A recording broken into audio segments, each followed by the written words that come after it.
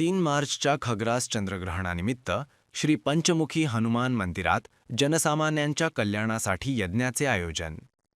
3 मार्च 2026 रोजी आलेल्या खग्रास चंद्रग्रहणानिमित्त पानसरे गल्ली येथील श्री मैड क्षत्रिय समाजाच्या श्री पंचमुखी हनुमान मंदिरात एका विशेष यज्ञाचे आयोजन करण्यात आले होते. संपूर्ण जनतेच्या कल्याणासाठी आणि सर्वांच्या सुखशांतीसाठी हा यज्ञ अत्यंत भक्तिमय वातावरणात पार पडला. यंदा 3 मार्च रोजी वर्षातील पहिले खग्रास चंद्रग्रहण घडले. हे ग्रहण दुपारी 3:20 सुरू होऊन सायंकाळी 6:46 होते. हिंदू धार्मिक मान्यतांनुसार आणि पुरोहितांच्या मार्गदर्शनानुसार ग्रहण काळात मंत्रोच्चार, नामस्मरण, ध्यान आणि जप करणे अत्यंत पुण्यकारक मानले जाते. तसेच या काळात केलेली साधना विशेष फलदायी ठरते. याच परंपरेचे पालन करत चंद्रग्रहणाच्या पर्वावर या शांती यज्ञाचे आयोजन करण्यात आले होते. या मंगलप्रसंगी यज्ञाचे पौरोहित्य पुजारी विष्णू महाराज यांनी केले. या यज्ञाच्या वेळी समाजातील अनेक भाविक व प्रतिष्ठित नागरिक उपस्थित होते. यामध्ये प्रामुख्याने महेश आनेचा, बाली जोशी, रामनिवास पारिक, श्री किशनजी मिरांडे, शिवनारायण वर्मा, घनश्यामजी भुतळा, मनोज उपाध्याय, श्रीनिवास खंडेलवाल, अमोल बोरा, रामनारायण शर्मा, सुदर्शन शर्मा, कपिल खंडेलवाल, सोनू मिरांडे, श्रेयस शर्मा आणि विनोद तिवारी यांची प्रमुख उपस्थिती होती. सर्वांनी मिळून यज्ञात आहुती दिली आणि लोककल्याणासाठी प्रार्थना केली.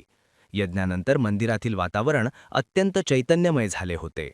श्री मेड क्षत्रिय समाज पंचमुखी हनुमान मंदिर में हम 15 साल से यहाँ सेवा कर रहे हैं और आज चंद्र ग्रहण के निमित्त हमारा हवन है और हमारे 10 साल से ये हवन इसी प्रकार से चल रहा है और 500 साल पुरानी ये मूर्ति है. इसका इतना वर्चस्व है कि हर व्यक्ति जो भी आता है उसको कोई न कोई कार्य उसका परिपूर्ण होता है. हम निवेदन करते हैं सभी समाज लोगों से व सभी लोगों से प्रार्थना करते हैं कि यहाँ पे आए और इसी प्रकार का हरदम फल प्राप्त करें और पंचमुखी हनुमान मंदिर के सम्मुख आकर के अपनी प्रतिष्ठा जागृत करे. मैड क्षत्रिय सोनारचं देऊळ आहे तर हनुमान 100 वर्षा पहिलेचं आहे आणि लोकांना पावणारं हनुमानजी पंचमुखी मनोकामना पूरी होतात सगळे. हे पानसरे गल्लीमधलं पंचमुखी हनुमानजी मंदिर आहे. अगदी पुरातन मंदिर आहे. 300 वर्षापूर्वीचा ह्याचा इतिहास आहे. आम्ही प्रत्येक